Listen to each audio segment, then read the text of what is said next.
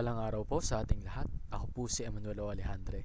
Ito po ang aking daily devotion for October 14. And for today, we are going to talk about a new series. And this series is titled 7 Secrets to a Joyful Life. Ito daw po yung mga sikreto upang tayo'y magkaroon or makakamit ng masaya at masaganang buhay.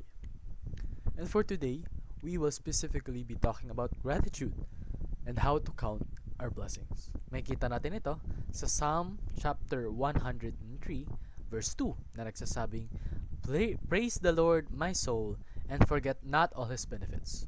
Sa Tagalog, purihin mo ang Panginoon o kaluluwa ko, at huwag mong kalimutan ang lahat niyang mga biyaya. Napakaganda ng message na to, no? So, gratitude recognizes God's goodness. Kapag meron daw po tayong tamang pagtingin sa kabutihan ng Panginoon, marirealize natin na napakadami niyang ginagawang kabutihan, lalong-lalo na sa ating buhay, sa lahat ng tao, no? And gratitude strengthens our faith in God dahil nga mas na-appreciate natin yung mga ginagawa niya.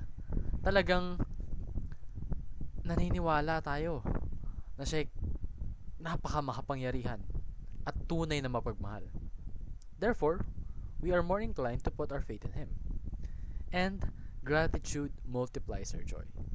Kasi when we appreciate things in life, lalong-lalo na yung goodness of the Lord, talagang sasaya ka eh. Kasi marirealize mo na hindi ka pinapabayaan. Na nandyan yung Panginoon upang mahalin ka, upang paglingkuran ka. So, enumerate 5 things we are thankful for daily. Kasi most of the time, nakakalimutan natin magpapasalamat sa mga bagay na nandyan sa atin. We often overlook things that actually make us happy or benefit us. In a sense na mas iniisip natin yung ibang bagay, yung mga problema. So, it is one good exercise to enumerate 5 things na you are thankful for. Pangalawa, compare your past years to the present. Tignan mo yung nakaraan and how much you've grown as a person. Now imagine, if those past years ginugol mo sa paglilingkod sa Panginoon, faithfully, diligently, talagang yun change nandun eh. Talagang napakamakapangyarihan ng Panginoon. And lastly po, focus on the spiritual and eternal blessings. Kasi yung mga natatanggap nating temporary possessions, mawawala yan.